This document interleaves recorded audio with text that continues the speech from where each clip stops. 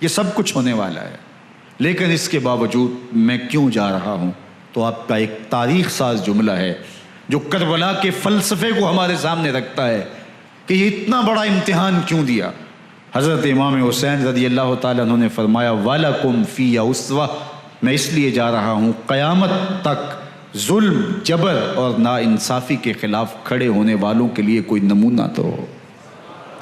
میری زندگی قیامت تک ظلم، جبر اور استحصالی نظام کے خلاف کھڑے ہونے والوں کے لیے نمونہ ہے۔ تو حضرت امام حسین رضی اللہ تعالیٰ عنہ نے حق اور باطل کے درمیان ایک سرخ لکیر کھینچ دی اپنے خون سے۔ اب حق اور باطل کا امتیاز کرنا مشکل نہیں ہے، کوئی باطل پہ اڑا رہے تو الگ بات ہے، لیکن امتیاز کرنا مشکل نہیں ہے۔ حدود بالکل واضح کر دی۔ اقبال نے یہاں کتنی خوبصورتی کے ساتھ اس مضمون کو نبھایا۔ سرخ رو عشق غیور از خون او، شوخی این مصرع از مضمون او، تا قیامت قطع استبداد کر، موج خون او چمن ایجاد کر۔ ایک جہاں آباد کر دیا، حق اور باطل کی راہیں اجال دی۔ اب لوگوں کو یزید کا چہرہ پہچاننے میں دیر نہیں لگتی۔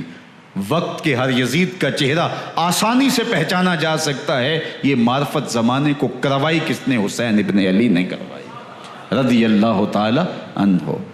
تو حضرت امام حسین نے فرمایا کہ جو میرے ساتھ ہونے والا ہے میں اچھی طرح جانتا ہوں، لیکن میں اس کے باوجود آگے بڑھوں گا۔ پھر بڑھے اور کربلا میں جا کے خیمہ زن ہو گئے۔ 7 محرم کو پانی بند کر دیا گیا۔ پانی بند ہوا تو کھانا بھی میسر نہیں تھا، لیکن ذکر پانی کا ہوتا ہے اس لیے کہ کھانے کے بغیر انسان کئی دن کاٹ لیتا ہے، لیکن پانی کے بغیر گزر نہیں ہوتی۔ تو فرات کی نہر سامنے اپنی موجوں کے ساتھ چمک رہی ہے، لیکن ایک قطرہ آب بھی آل رسول کو نہیں دیا جا رہا۔ کائنات کے اندر ایسے انوکھے امتحان بھی ہوتے ہیں۔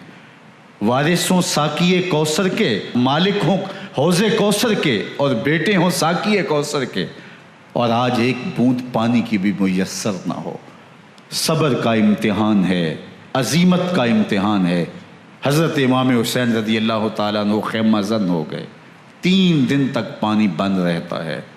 9 محرم کو رات کی تنہائی میں حملہ آور ہونا چاہتے ہیں، لیکن آپ نے کہا کہ ہمیں اللہ کے حضور عبادت اور ذکر کے لیے وقت دیا جائے۔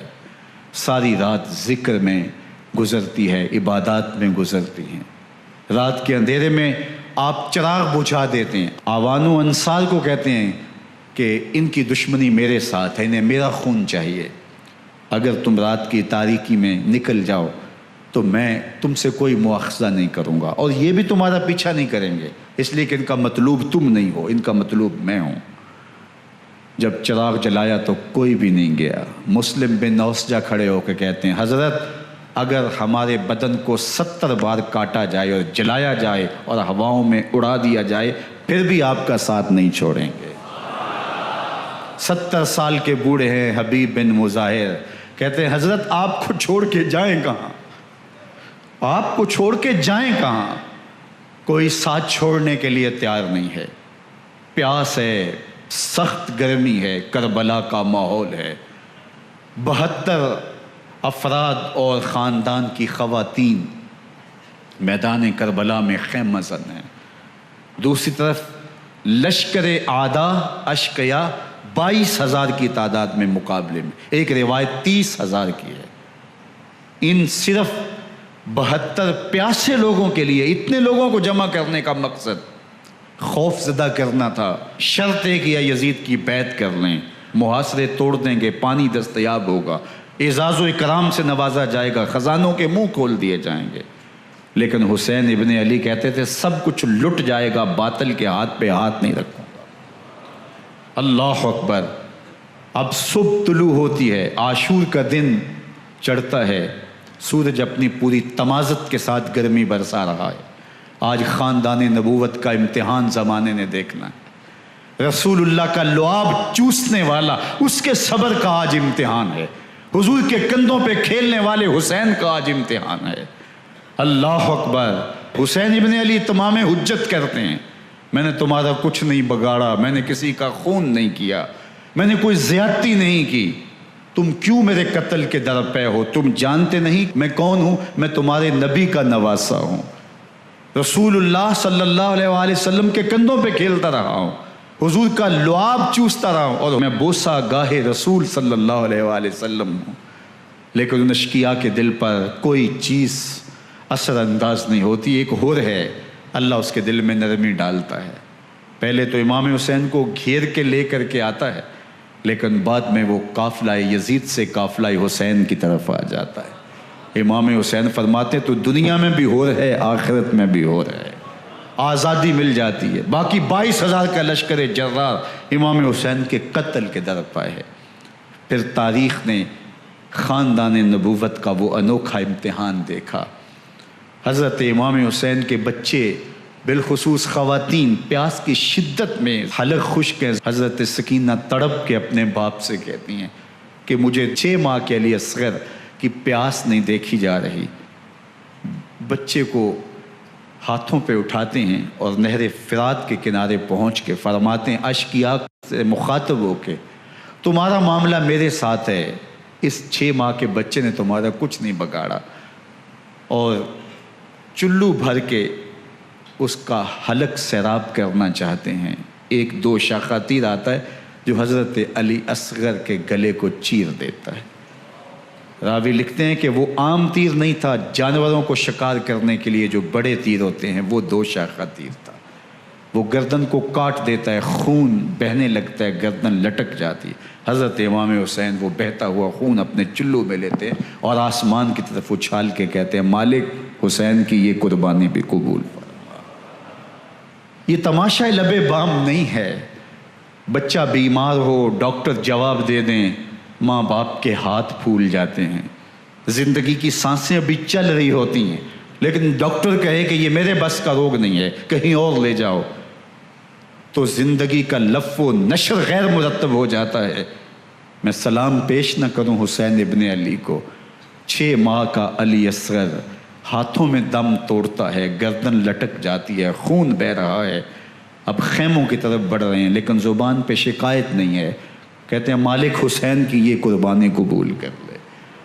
اب خیموں کی طرف آنا، شہر بانو، ام رباب، سیدہ زینب، حضرت سکینہ سلام اللہ علیہا کا سامنا کوئی آسان کام نہیں تھا، لیکن حسین ابن علی آتے ہیں، شہزادے کو یہاں خیموں کے قریب رکھ کے کہتے ہیں کہ یہ حوض کوثر سے سیراب ہو گیا ہے۔ اللہ اکبر، کوہرام مچ جاتا ہے خیموں کے اندر، کیا منظر ہوگا، اور ان کو کن الفاظ کے پیرائے میں ڈھال کر کے ان کیفیات کو بیان کیا جا سکتا ہے جو اہل بیت کے خیموں کے اندر علی اصغر کی شہادت کے بعد کا منظر رقم ہو رہا ہوگا۔ اللہ اکبر، ادھر اشقیاء آوازیں دے رہے ہیں، مبارزت کے لیے پکار رہے ہیں۔ زمانے نے پھر وہ منظر بھی دیکھا کہ جوان بیٹے کو 18 سال کی کمائی حضرت امام حسین میدان عمل میں بھیج رہے ہیں۔ وہ علی اکبر جو حسین کا نور نظر ہے، آنکھوں کا قرار ہے، دل کی تسکین ہے، اور پھر حضرت علی اکبر جب گھوڑے کی زین سے فرش زمین پہ گرتے ہیں تو باپ کو آواز دیتے ہیں، اور حضرت امام حسین جو ہے وہ آگے جا کے بیٹے کی لاش اٹھاتے ہیں۔ اللہ اکبر، 18 سال کے بیٹے کی لاش کو کندھوں پہ اٹھا کے خیموں تک لاتے ہیں اور ہاتھ پھیلا کے کہتے ہیں مالک حسین کی یہ قربانی بھی قبول فرما لے۔ کبھی قاسم بن حسن کی لاش اٹھا کے لاتے ہیں، کبھی اون و محمد کی لاشیں اٹھا کے لاتے ہیں، بھتیجوں کی، بھانجوں کی، بھائی عباس کے کٹے ہوئے بازو اور زخموں سے چھدا ہوا لاشا۔ کیا کیا قیامتیں تھیں جو اس کربلا کے ایک میدان کے اندر نہیں توڑی گئیں۔ حضرت امام حسین پر دکھ پہ دکھ، تکلیفوں پہ تکلیفیں، اب 71 لاشیں اٹھا کے خیموں تک پہنچا چکے، اور ادھر مبارزت کی دعوت دی جا رہی، آؤ میدان عمل میں آؤ، اب دیر کیوں کر رہے ہو۔ رسول اللہ کا حرم، رسول اللہ کی شہزادیاں جو نازوں میں پلی تھیں، وہ کلیاں جو شبنم کا بوجھ بھی گوارا نہیں کر سکتی تھی، آج مصیبتوں کے پہاڑ ٹوٹ گئے۔